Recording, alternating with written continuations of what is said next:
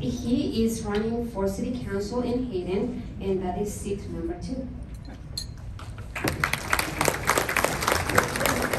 Well, good morning, and thank you for giving me this opportunity to give you a little bit of who I am and why I'm running for the council. And so many people have already touched on what has really spurred me to get involved here. So I'm going to talk pretty quickly because I only have 5 minutes, and you may also notice I'm pretty well scripted because I'm that kind of guy. I like to be organized and prepared. But first, a bit about myself. I moved to Kootenai 27 years ago in 1994. Yeah, I'm in another escapee from Southern California, but let's see the hands. How many from California are here? Come on, there we go. Okay, now, I'm a retired non-union school teacher and coach. Did you get that? Yeah, get that? Non-union. I wasn't the most liked guy in the building, especially when it came to negotiation time. I've been a high school football coach and track coach since I stopped playing football when I was 22 years old. And even though I'm retired, I still coach up at Lake City High School. I grew up in California when Ronald Reagan was governor and later president. I am a Reagan Republican.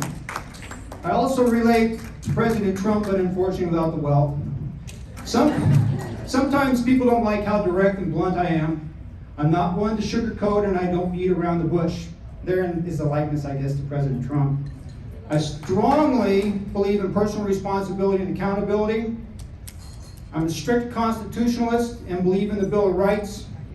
Although the City Council does not have much, if any, say related to many issues, I believe in individual freedoms and the right to determine who you are, how you live your life, and what you do until it infringes or injures somebody else. I'm a fiscal conservative, and I believe that if a private entity can do something, then the government has no business doing it. Let me quickly outline the key points are related to why I'm running.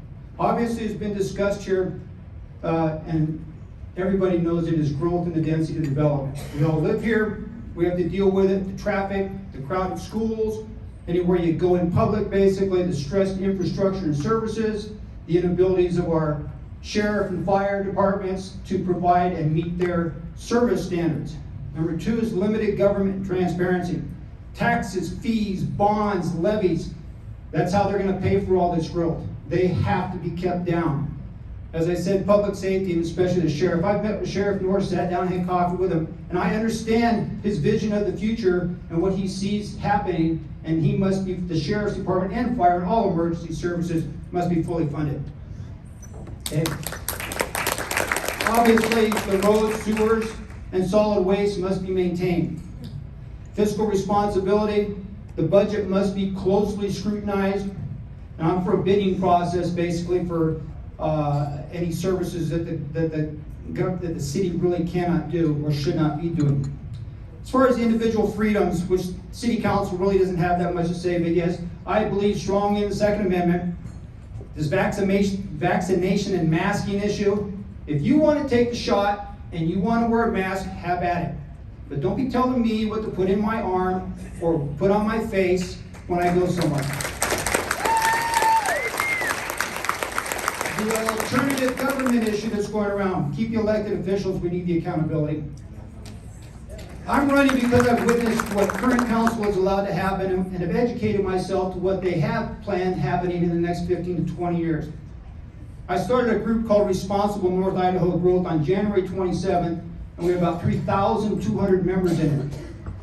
I'm very concerned with how the growth is changing the day-to-day quality of life in Kootenai County, but in particular to Hayden, because that's where I'm running. And it's been said here already. If you want to see what your city has planned for you, go to the Comprehensive Plan and Future Land Use Map. All the cities are doing the same. It's called the Smart Growth Model.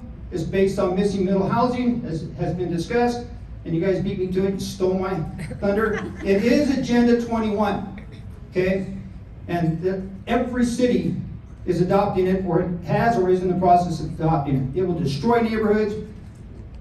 Hayden currently has a population of 16,000 people, and their plan is for 36,000 people. Those who've allowed this to happen have continually tell people growth is paying for growth. It is not paying for growth. The question I continually ask is, who's going to pay for it? Who's going to pay for the roads? Who's going to pay for the infrastructure? Who's going to pay for all the services? Okay, who's going to pay for the elementary, middle, and high schools that are going to need to be built? We all know the answer, don't we? Taxes, fees, bonds, levies. That's how they're going to pay for it. My primary goal is to slow the growth and limit the dense development. I want to ensure public safety is fully funded. I want to scrutinize the budget. And probably most importantly, I want to keep taxes, levies, and bonds from taxing people out of their homes.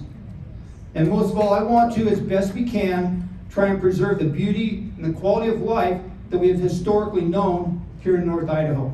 So I'm going to stick around. Please come introduce yourself. Please talk to me about how we can do this. Thank you very much.